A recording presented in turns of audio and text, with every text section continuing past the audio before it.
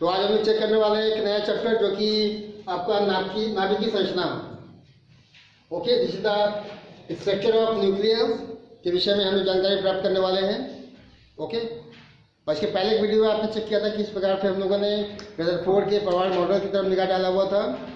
Rutherford के परमाणु model के बाद उनकी जो दो कमियां थीं, उन कमियों को दूर किया था नील्स बोर साहब ने।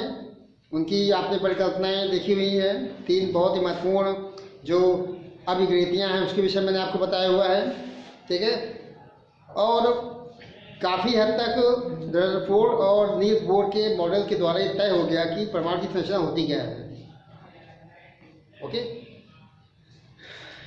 अब एक्चुअली परमाणु की संरचना के बाद अब आप उसके भीतर आएंगे, नाभिक के अंदर आएंगे और आप कुछ चेक करेंगे नाभिक के अंदर की संकल्पना क्या होती है, नाभिक के अंदर के अवयव क्या क्या होते हैं। ओके, तो आज हम लोग इस चैप्टर में इसी की चर्चा करने वाले हैं। ठीक है, और जो आपका अल्फा कणों के प्रकीर्णन का प्रयोग था या न्यूट्रॉनों के प्रकीर्णन का प्रयोग था, इन सभी के आधार पर एक फॉर्मूला बताया गया कि यदि नाभिक की त्रिज्या आर है, नाभिक का रेडियस हमने कितनी मानी है, कैपिटल आर।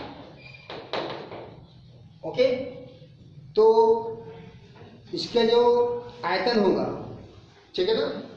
अब आपको अगर नाभिक का आयतन निकालना है तो नाभिक का जो आयतन होता है वो निश्चित रूप से डिपेंड करता है परमाणु भार पर, ठीक है ना, या द्रव्यमान संख्या के ऊपर। द्रव्यमान संख्या जितना ज़्यादा होगा निश्चित रूप से उसका आयतन भी उतना ही अधिक होगा, इसमें कोई डाउट नहीं है। क्योंकि नाभिक का आकार या परमाणु का आकार सीधा मतलब है कि कितने इलेक्ट्रॉन, प्रोटॉन, न्यूट्रॉन उसमें मौजूद हैं। ठीक है ना, तो यहाँ चेक करेंगे अगर नाभिक त्रिज्या आर से शो की गई है, the radius of the nuclei is capital R, तो नाभिक का जो आयतन होगा वो, चूंकि नाभिक का जो आकार होता है गोलाकार होता है। ये चीज़ रदरफोर्ड ने अपने मॉडल में प्रस्तुत किया हुआ है कि नाभिक जो है सूक्ष्म गोलाकार भाग होता है जिसमें परमाणु का समस्त धनावेश, परमाणु का समस्त द्रव्यमान सन्निहित होता है या केंद्रित होता है। ओके, तो नाभिक त्रिज्या आर मानने पर उसका आयतन कितना होगा, उसका आयतन होगा 4/3 पाई आर क्यूब। ओके, और ये जो नाभिक का जो आयतन होगा वो डिपेंड करेगा परमाणु भार के ऊपर या उस तत्व की, उस पदार्थ की द्रव्यमान संख्या के ऊपर, डिपेंडिंग ऑन द ए का मतलब है द्रव्यमान संख्या, एटॉमिक मास। ओके, अब आप यहाँ पे चूंकि प्रोपोर्शनल आपने दिखाया हुआ है, प्रोपोर्शनल को हटाना है, एक नियतांक आपको लगाना पड़ेगा। ठीक है ना, तो ये हो जाएगा 4/3 pi R cube equal to R naught A. R naught एक नियतांक यहाँ दिखाया गया है, ठीक है ना। R naught is a constant, मैं यहाँ लिख देता हूँ कि आर नॉट क्या है। आर नॉट को पढ़ेंगे अनुभविक नियतांक। ये चीज आपको याद कर लेना है कि जो आर नॉट एक कांस्टेंट है, नियतांक है, और इसको अनुभविक नियतांक या इसको बोलते हैं इंपेरिकल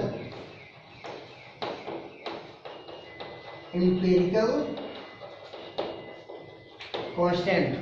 ठीक है ना, इसकी वैल्यू भी होती है, इसकी वैल्यू भी आपको देख लेनी है। ये 1.2 10⁻⁻15 इतना मीटर।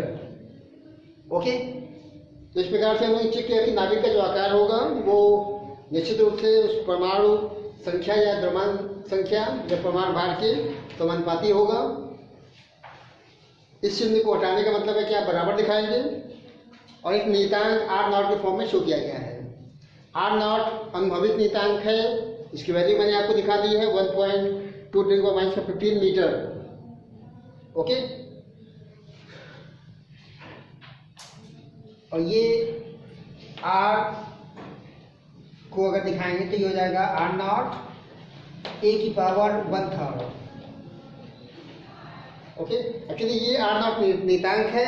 4/3 पाई जब उधर जाएगा तो वो भी नियतांक के साथ में बन जाएगा, तो इसको आप अभी भी आर नॉट दिखा सकते हैं। ठीक है ना, और इस प्रकार से जो आर की वैल्यू है वो डिपेंड करती है ए की पावर 1/3 पर। ये बहुत ही महत्वपूर्ण फॉर्मूला निकल के आ रहा है। ठीक है ना, कि किसी भी तत्व या किसी पदार्थ का जो नाभिक की जो त्रिज्या होती है वो उस तत्व के द्रव्यमान संख्या या परमाणु भार के 1/3 उसकी घात दिखाई गई है के समानुपाती होता है। ठीक है, इस पे क्वेश्चन भी आते हैं। और क्वेश्चन कैसे, जैसे दो तत्व दिखाए गए हैं, ठीक है ना, एक तत्व मान लो हाइड्रोजन है और एक और कोई तत्व आप दिखा दीजिए, है ना, और एक का मान लो एक तत्व ए है, एक तत्व बी है, ठीक है ना, एक एलिमेंट ए से दिखाया गया, दूसरा एलिमेंट बी से दिखाया गया है, इसकी द्रव्यमान संख्या है ए, इसकी द्रव्यमान संख्या है 8। ठीक है, अब आपको निकालना है कि दोनों तत्वों के त्रिज्याओं का अनुपात कितना होगा। ठीक है ना, हमें निकालना है आर ए अनुपात आर बी। तो चूंकि ये फॉर्मूला कहता है कि जो आर की वैल्यू होगी वो ए की पावर 1/3 के प्रोपोर्शन में होगी। ठीक है, मतलब जो आर की वैल्यू होगी वो उसके द्रव्यमान संख्या या परमाणु भार के घनमूल या उसकी जो पावर है 1/3 1/3 के पावर के समानुपाती होगी। ओके, तो निश्चित रूप से अगर आप यहाँ पे आर ए अनुपात आर बी निकालना चाहते हैं तो ये 1:8 का निकालने घनमूल तो 2 आएगा, है ना, तो ये 1:2। ऐसे क्वेश्चन खूब आते हैं, है ना। और निश्चित रूप से 1 दे दिया, 8 दे दिया, 1 दे दिया है 14 कर दिया या 27 कर दिया, मतलब ऐसी संख्या जिनका घनमूल निकल सके। तो ये चीज़ आपको देख लेना है, क्योंकि न्यूमेरिकल यहाँ से पक्का बनता है, थ्योरी भी कभी कभी आती है, लेकिन ये जो फॉर्मूला मैंने दिखाया है ये फॉर्मूला आपको विशेष रूप से तैयार कर लेना है। ठीक है, तो देखिए ये फॉर्मूला मैंने यहाँ फिर से लिख दिया है। आर नॉट की वैल्यू मैंने आपको बता दी 1.2 × 10⁻⁵ मीटर। ओके, तो यहाँ पे भी मैं लिखता हूँ R = 1.2 × 10⁻⁵ e की पावर 1/3। कोई दिक्कत नहीं है, आपको आर नॉट की वैल्यू बताई गई है, यहाँ से चेक कर सकते हैं। ओके, और ये वैल्यू जब आप यहाँ पुट करते हैं आर नॉट के हिसाब से तो ये बन जाता है। और पहले मैंने आपको ये बताया कि जो ये -15 दिखाई पड़ रहा है ये मीटर में है, किसमें है ये, एक्चुअल में जो दूरियां हैं या लंबाइयां उनको नापने के तमाम सिस्टम बनाए गए हैं। मैंने आपको माइक्रोन बताया था, मैंने आपको एंगस्ट्रॉम बताया था, और एक मैंने और मात्रक बताया था लंबाई या दूरी नापने के लिए फर्मी, है ना। और फर्मी एक्चुअली बहुत छोटा मात्रक है। जहाँ पे आप नाभिक की बात करते हैं, परमाणु की बात करते हैं, तो नाभिक या परमाणविक दूरियों को नापने के लिए निश्चित रूप से फर्मी का इस्तेमाल होता है। वहाँ पे आपको मीटर में या सेंटीमीटर में दिखाने का मौका कम मिलेगा। तो एक फर्मी में 10⁻⁻15 मीटर होता है। ये चीज़ आपको याद कर लेना है, न्यूक्लियर फिजिक्स में कई जगह यूजफुल होने वाला है ये। तो ये जो लिखा गया -15 पावर, ओके, उसको आप लिखेंगे R = 1.2 e की पावर 1/3 फर्मी। ओके, तो ये फर्मी में आ जाएगा। तो निश्चित रूप से ये जो फॉर्मूला है ये शो करता है कि जो नाभिक का जो आकार होता है उसका जो आयतन होता है वो ए पे डिपेंड करता है द्रव्यमान संख्या पर, और द्रव्यमान संख्या जितनी ज़्यादा होगी, ओके, द्रव्यमान संख्या जितनी ज़्यादा होगी परमाणु का आकार, उसका आयतन भी उतना ही अधिक होता है। देखिए हम लोग चेक करते हैं नाभिकों का वर्गीकरण, क्लासिफिकेशन ऑफ न्यूक्लियाई। ओके, और इसमें पहला जो हेडिंग पढ़ा है वो है समस्थानिक या समप्रोटॉनिक। आपको यहाँ पे समस्थानिक के विषय में, समभारिक के विषय में और समन्यूट्रॉनिक के विषय में 3 टॉपिक पढ़ने हैं। और ये तीनों टॉपिक मैं आपको बताऊंगा क्रमबद्ध तरीके से, बारी बारी से एक एक चीज़। तो समस्थानिक या समप्रोटॉनिक क्या होते हैं आपको देख लेना है। इसको हम लोग आइसोटोप या आइसोप्रोटॉन्स भी कहते हैं, ठीक है ना। अब देखिए नाम से क्लियर है कि समप्रोटॉनिक, आपको न्यूक्लियस का आइडिया है, आपको न्यूक्लियस के अंदर जो कंपोनेंट है उसका आइडिया है। हालांकि उसमें भी तमाम राय शुरुआत में आई थी, है ना, लेकिन आज का जो वर्तमान का जो स्वरूप है वो इस प्रकार से है कि नाभिक जो है प्रोटॉन न्यूट्रॉन से बनेगा। नाभिक, है ना, नाभिक जो न्यूक्लियस होगा वो प्रोटॉन न्यूट्रॉन, प्रोटॉन पे धन आवेश, न्यूट्रॉन पे उदासीन, कोई आवेश नहीं होता है। और बाहर लगाते हैं चक्कर, कई कक्षाओं में, स्थायी कक्षाओं में इलेक्ट्रॉन जो है चक्कर लगाते हैं। और जितनी मात्रा में नाभिक के भीतर धनावेश होगा उतनी मात्रा में इलेक्ट्रॉन इसके चारों ओर विभिन्न कक्षाओं में चक्कर लगाएंगे। इसीलिए परमाणु वैद्युत रूप से उदासीन होता है। है ना। अगर कोई भी क्वेश्चन पूछा जाए why the atom is neutral, उदासीन क्यों है, तो आपका जवाब एक लाइन में होना चाहिए क्योंकि जितना धनावेश नाभिक में मौजूद है प्रोटॉन के फॉर्म में, उतने ही इलेक्ट्रॉन नाभिक के चारों ओर विभिन्न कक्षाओं में चक्कर लगा रहे हैं। अब हम लोग बात करने वाले हैं समस्थानिक या समप्रोटॉनिक की। देखिए तो समप्रोटॉनिक है ना, तो मतलब एक ऐसा नाभिक जिसके अंदर प्रोटॉनों की संख्या समान होती है, ठीक है ना। समस्थानिक में एक ही तत्व की बात चलेगी, ठीक है ना। अगर प्रोटॉनों की संख्या अलग अलग है, प्रोटॉनों की संख्या सेम है,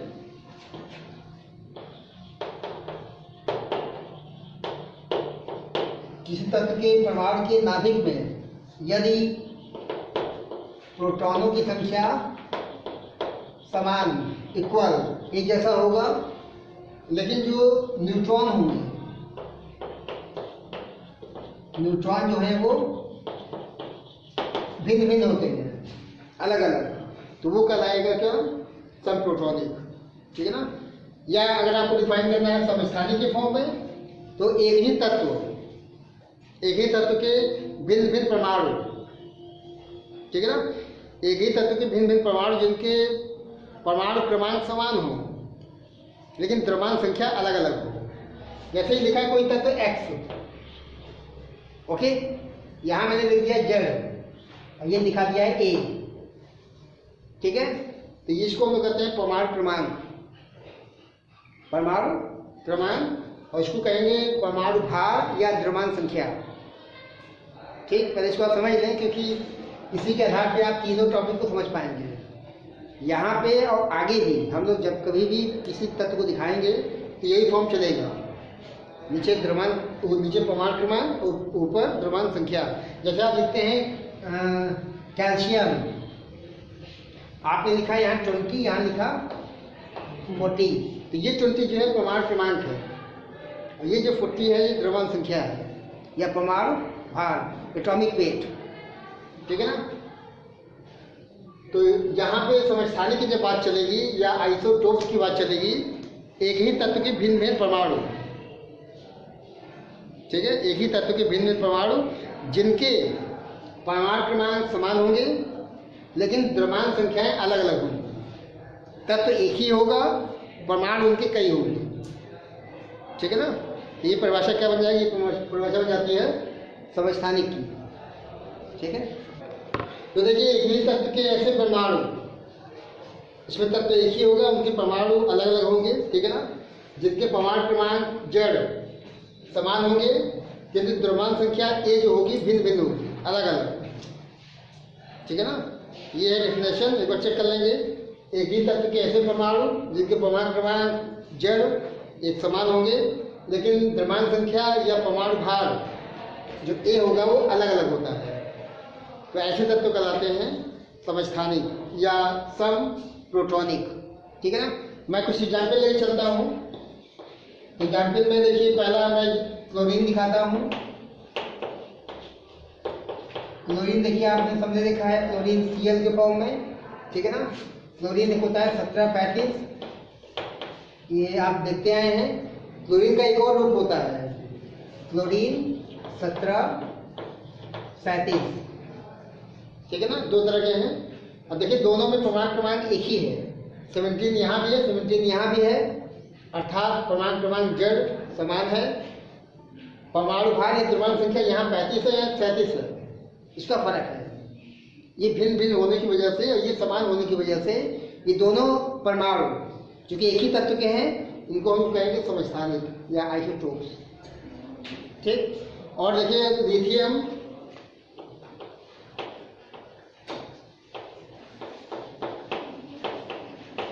लिथियम को हम लोग Li से दिखाते हैं, ठीक है ना। और ये कितना है, ये है, एक होता है 3-6 के फॉर्म में, एक लिथियम होता है 3-7 के फॉर्म में। तो क्लोरीन हो गया, लिथियम हो गया। उसके बाद हाइड्रोजन चेक करते हैं।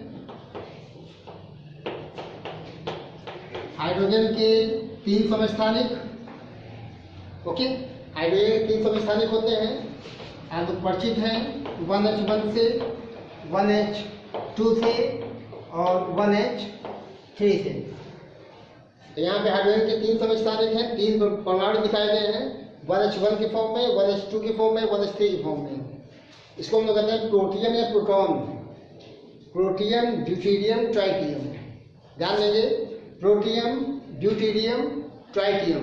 ये थर्ड ट्राइटियम है, ये रेडिएटिव समस्थानिक होता है, बाकी दोनों रेडिएटिव नहीं होते हैं। इसको हम लोग भारी जल बनाने में इस्तेमाल करते हैं। ड्यूटेरियम है ये, ठीक है ना। ये प्रोटॉन इसको कह सकते हैं, प्रोटियम, ड्यूटेरियम और ट्राइटियम।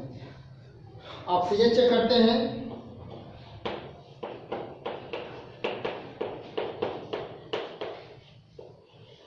ऑक्सीजन चेक करें, 8 16 आपने देखा हुआ है, ठीक है।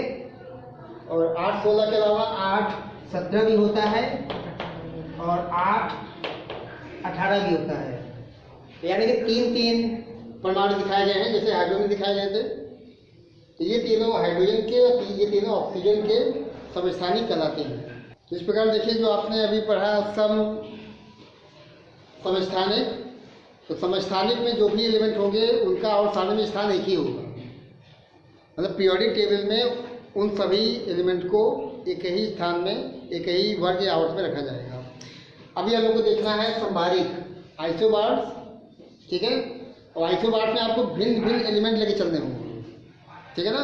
मतलब विभिन्न तत्वों के ऐसे परमाणु जिनके परमाणु क्रमांक जड़ अलग अलग होंगे, भिन्न भिन्न होंगे, लेकिन उनके द्रव्यमान संख्या A समान होगी, ठीक है ना। तो ऐसे तत्व कहलाते हैं समस्थानिक, संभारिक, ठीक है ना। ये कहलाएंगे आइसोबार्स।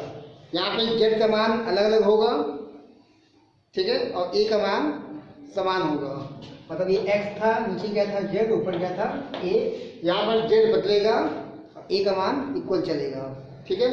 एग्जाम्पल देखिए, जैसे ये हाइड्रोजन का जो समस्थानिक आपको बताया गया 3, उसमें ये आपका थर्ड जो है ट्राइटियम, इसको लेना है। और ये हीलियम 2He3 भी होता है, 2He4 भी होता है। हीलियम जो होता है 2He4 भी होता है और 2He3 भी है। तो यहाँ पे 2He3 दिया गया है। ये दोनों आपस में क्या है, संभारिक, क्योंकि इनका देखिए 1 इसका 2, जेड की वैल्यू बदल गई, ओके। लेकिन ऊपर जो 3 लिखा है द्रव्यमान संख्या मतलब A, ये इक्वल है, ठीक है ना। पोटेशियम, कैल्शियम, पोटेशियम का 1940 दिखाया गया है, हालांकि 1913 भी होता है, 39। पोटेशियम क्या लिखते हैं 19 और ऊपर 39, 40 भी होता है। और कैल्शियम का तो 40 होता ही है, 20 40। तो यानी कि ये चीज़ बदल रही है, दोनों में जेड की वैल्यू या परमाणु क्रमांक बदलेगा, लेकिन दोनों में जो ए है अर्थात द्रव्यमान संख्या वो सेम चलेगा। ऑक्सीजन, फ्लोरीन चेक कर लें। ऑक्सीजन का 8 है, फ्लोरीन का 9 है परमाणु क्रमांक, जबकि दोनों का जो द्रव्यमान संख्या है 17 सेम है, ठीक है। और लास्ट में कार्बन और नाइट्रोजन दिखाया गया है। कार्बन देखिए ये 6-14 लिखा हुआ है, हालांकि कार्बन 12 होता है, ठीक है ना, यहाँ 12 ये भी होता है, और नाइट्रोजन 7-14 ये होता ही है। तो ये दोनों आपस में क्या है, संभारिक, ये दोनों आपस में संभारिक। कैल्शियम और पोटेशियम भी आपस में संभारिक, और hydrogen, helium in this form, okay, ये दोनों आपस में क्या है, संभारिक। तो फाइनली जो समस्थानिक थे उनका आवर्त सारणी में स्थान एक ही था, और ये जो संभारिक होते हैं इनका स्थान आवर्त सारणी में भिन्न भिन्न होता है। क्योंकि अगर आप आवर्त सारणी में पीरियोडिक टेबल चेक करते हैं तो निश्चित रूप से कैल्शियम कहीं और होगा, पोटेशियम कहीं और होगा, ठीक है ना। कैल्शियम का स्थान कहीं और होगा, पोटेशियम का स्थान कहीं और होगा। ऑक्सीजन, फ्लोरीन का स्थान भी भिन्न भिन्न होगा। कार्बन और नाइट्रोजन का स्थान भी आवर्त सारणी में पीरियोडिक टेबल में अलग अलग होता है। तो ये कुछ विशेषताएं भी होती जाएंगी, ठीक है ना। और बोर्ड में अक्सर ऐसे क्वेश्चन आते हैं यहाँ पे कई एलिमेंट एक साथ दिखा दिए जाएंगे, आपको छांटना पड़ेगा कौन से एलिमेंट आपस में समस्थानिक हैं, कौन से संभारिक हैं, कौन से समन्यूट्रॉनिक हैं, ठीक है। तो देखिए थर्ड आपका है लास्ट समन्यूट्रॉनिक, दिस इज द आइसोटोन्स, ठीक है ना। और चेक करें परिभाषा, ऐसे नाभिक जिनमें केवल न्यूट्रॉनिक संख्या समान होगी, बस, है ना, केवल न्यूट्रॉनिक की संख्या समान होनी है, तो ऐसे नाभिक कहलाएंगे समन्यूट्रॉनिक। मतलब जो आपका एक्स था ए और जेड के फॉर्म में, सब न्यूट्रॉनिक में ए का मान भी अलग होगा, जेड का मान भी अलग होगा, दोनों मान अलग होंगे। तो समान क्या होगा? समान होगा न्यूट्रॉनों की संख्या। आप जानते हैं कि ये जो है लिखा है द्रव्यमान संख्या लिखी गई है, ये जो लिखा गया है परमाणु क्रमांक लिखा गया है। यदि हम लोग ए में जेड घटाएंगे तो ये आपको देगा नंबर ऑफ न्यूट्रॉन्स या न्यूट्रॉनों की संख्या, ठीक है ना। तो यहाँ पे ऐसे नाभिक जिनमें न्यूट्रॉनों की संख्या समान होगी वो कहलाएंगे सब न्यूट्रॉन, ठीक है ना। चेक करें जैसे हाइड्रोजन और हीलियम, न्यूट्रॉन कितने हैं इसमें? ई में गया 2, 4 में 2 गया, दोनों में देखिए 2 आ रहा है, ठीक है। तो सब न्यूट्रॉनिक हो जाएंगे। 7 में 3 गया 4 और 8 में 4 गया 4, ये भी सब न्यूट्रॉनिक है, ठीक है। लास्ट में 24 में 12 गया 12 और 23 में 12 गया 12। तो सब न्यूट्रॉनिक में आपको घटा के चेक कर लेना है। जब आप ए में जेड घटाएंगे तो निश्चित रूप से आपको जो है न्यूट्रॉनिक की संख्या मिल जाएगी। और यदि 2 या 2 से अधिक ऐसे नाभिक आपको मिलते हैं जहाँ पे न्यूट्रॉनिक की संख्या समान होती है तो वो आपस में सब न्यूट्रॉनिक बन जाएंगे, आइसोट्रॉन्स, ठीक है। तो इसे आपको चेक कर लेना है।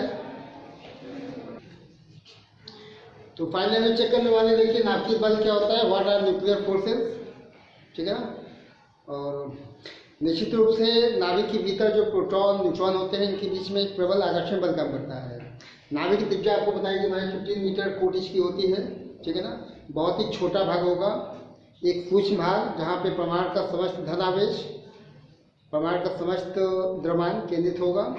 और इतने सूक्ष्म स्थान पर कई प्रोटॉन्स या कई न्यूट्रॉन आपस में कैसे बंधे रहते हैं, ठीक है ना। तो इसका जवाब था नाभिकीय बल। मतलब प्रोटॉन न्यूट्रॉन के बीच में एक आकर्षण बल काम करता है जो कि इनको आपस में बांधे रखता है नाभिकीय बल के द्वारा, ठीक है ना। और निश्चित रूप से केवल प्रोटॉन न्यूट्रॉन नहीं बल्कि प्रोटॉन प्रोटॉन, अब यहाँ सवाल ये उठता है कि चूंकि प्रोटॉन पे जो आवेश होता है वो समान होता है, धन आवेश, ठीक है ना। प्रोटॉन पे धन आवेश होता है, न्यूट्रॉन पे कोई आवेश नहीं होता है। तो दोनों प्रोटॉनों के बीच में आकर्षण बल होता है। हालांकि पहले प्रतिकर्षण होगा क्योंकि दोनों पे आवेश समान है, दोनों पे धन आवेश है। और प्रतिकर्षण बल होने के बावजूद दोनों प्रोटॉन या कई प्रोटॉन आपस में क्यों बंधे रहते हैं, ठीक है ना। तो इनका जवाब है नाभिकीय बल, अर्थात नाभिक के भीतर एक ऐसा बल जो कि न्यूक्लियनों को, न्यूक्लियन का मतलब प्रोटॉन प्लस न्यूट्रॉन, जब भी मैं प्रोटॉन न्यूट्रॉन को कंबाइंड फॉर्म में बोलूँगा तो उसको कहूँगा न्यूक्लियन, ओके। तो ये जो बल होगा जो कि नाभिकीय कणों को, नाभिकीय कण कौन कौन से? नाभिकीय कण है प्रोटॉन न्यूट्रॉन, इनको आपस में कंबाइंड रखेगा, आपस में बांधे रखेगा, नाभिकीय बल के नाम से जाना जाएगा। तो नाभिकीय बल की जो क्वालिटीज हैं, जो इसके एसेंशियल पॉइंट्स हैं, वो आपको चेक कर लेने होते हैं। तो मैं एक चेक कराता हूँ। पहला पॉइंट देखिए, ये बल प्रबल आकर्षण बल होते हैं। नाभिकीय बल बेहद आकर्षण बल होता है क्योंकि छोटे से स्थान पर, सूक्ष्म स्थान पर कई सारे प्रोटॉन न्यूट्रॉन को एक साथ बांधे रखना, ये कोई और बल नहीं बल्कि नाभिकीय बल के माध्यम से संभव है, ठीक है ना। नंबर 2, ये बल अत्यंत तीव्र होते हैं। These are very intense force. Actually ब्रह्मांड में जितने बल अभी तक खोजे गए हैं, चाहे वो वृत्तीय बल हो, चाहे वो वैद्युत बल हो या और चुंबकीय बल हो, कोई भी बल हो, जितने भी बल अभी तक खोजे गए हैं सभी बलों में जो आपका न्यूक्लियर फोर्स है, ये this is one of the most strongest forces, ठीक है ना। ये जितने बल खोजे गए हैं उन सभी बलों में सबसे मजबूत है, सबसे शक्तिशाली बल होता है, ठीक है। नंबर 3 देखिए, ये बल अत्यंत लघु वर्षक या शॉर्ट रेंज बल होते हैं। आप जानते हैं कि जो नाभिक का जो कोटिमान होता है उसका जो रेंज होता है इतना होता है, -15 मीटर आपको बताया गया है। ये जो दूरी है, ये जो परास है, जो क्षेत्र होता है बहुत ही सूक्ष्म होता है, ठीक है ना। और इतने सूक्ष्म स्थान पर शॉर्ट रेंज में जो प्रोटॉन न्यूट्रॉन आपस में बाइंडेड होते हैं due to this nuclear force. नाभिकीय बल भी वे कारक होते हैं, कारण होते हैं जिनके माध्यम से प्रोटॉन न्यूट्रॉन या नाभिक जो कण होते हैं, न्यूक्लियॉन जो होते हैं, वो आपस में बंधे रहते हैं। ये बल आवेश पर निर्भर नहीं करते हैं। अब आपको मालूम है कि नाभिक के अंदर आवेश रहित न्यूट्रॉन है, चलिए इनको छोड़ देते हैं, लेकिन धन आवेशित प्रोटॉन्स होते हैं। तो चाहे प्रोटॉन की बात बीच की बात हो, या प्रोटॉन न्यूट्रॉन की बात हो, या न्यूट्रॉन के बीच की बात हो, इनके बीच में जो भी प्रतिकर्षण बल काम करेगा वो इस नाभिकीय बल से संबंधित नहीं होगा। ठीक है ना। तो निश्चित रूप से जो ये बल होगा वो किसी भी प्रकार के आवेश पर डिपेंड नहीं करेगा। अगर आवेश पर डिपेंड करता है ये बल, निश्चित रूप से प्रोटॉन आपस में जुड़े हुए ना हो पाते, या प्रोटॉन इसमें सूक्ष्म रेंज में, इसमें छोटे से परिसर में एक साथ इनका रह पाना संभव ना हो पाता। ये बल वैद्युत बल भी नहीं है। वैद्युत बल आपको मालूम है, आपने कूलाम का नियम पढ़ा हुआ है, 2 आवश्यक के लिए पढ़ा हुआ है।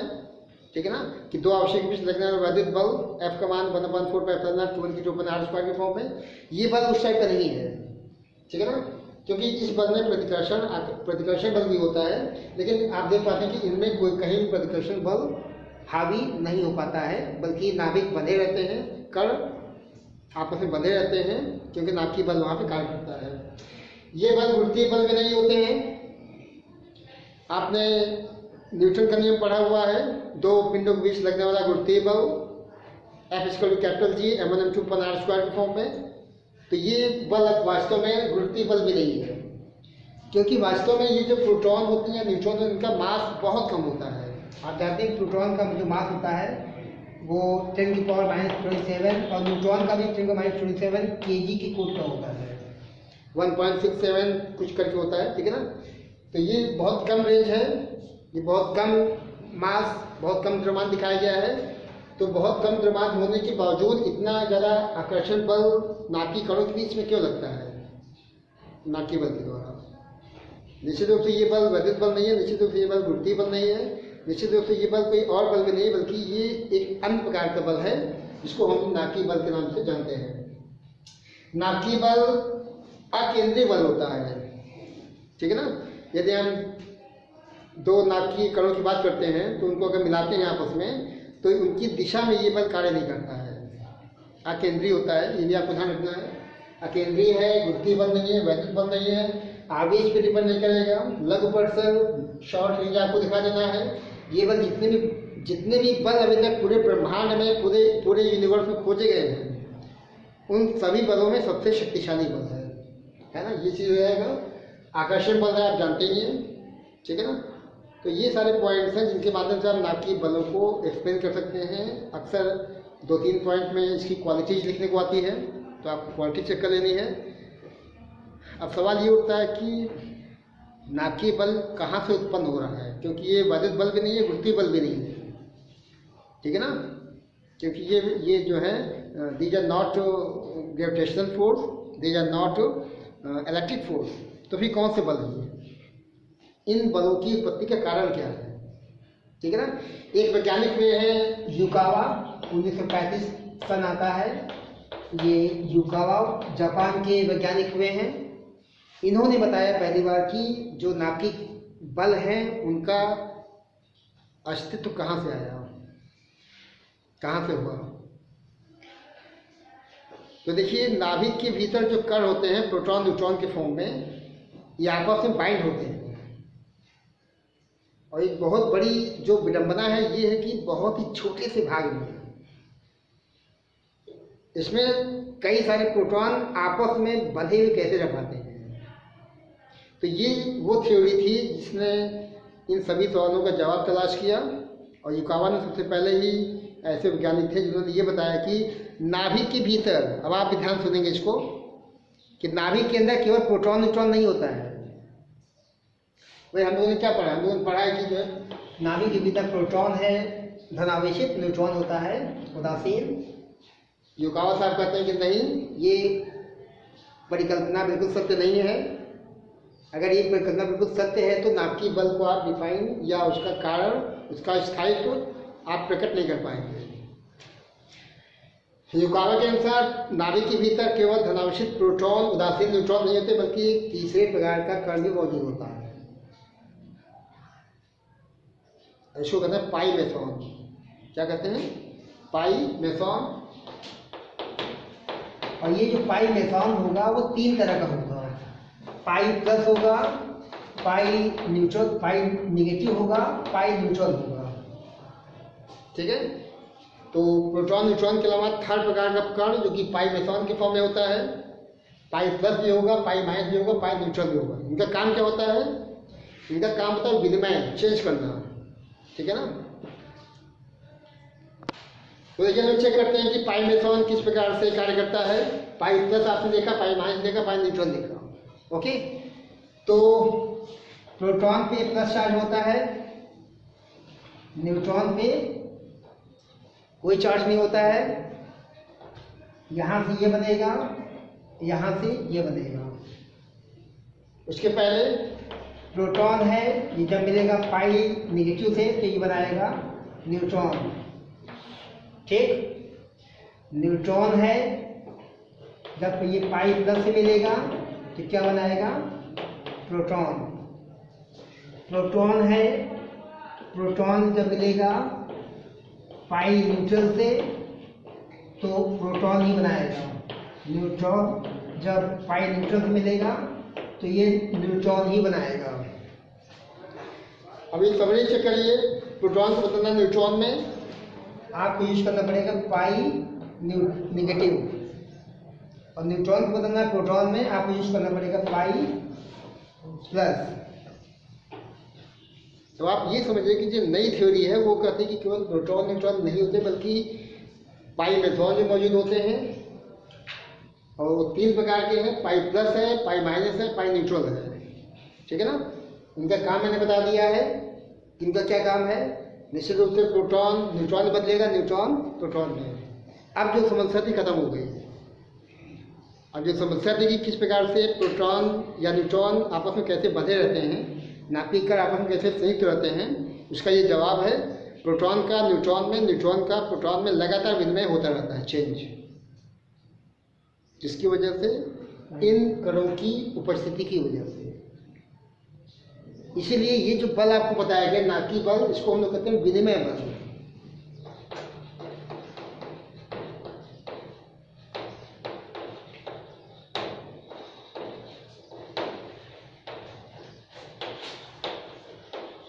इसको हम लोग एक्सचेंज फोर्स कहते हैं, क्योंकि लगातार प्रोटॉन न्यूट्रॉन में, न्यूट्रॉन प्रोटॉन में चेंज हो रहा है, अदला बदली हो रही है।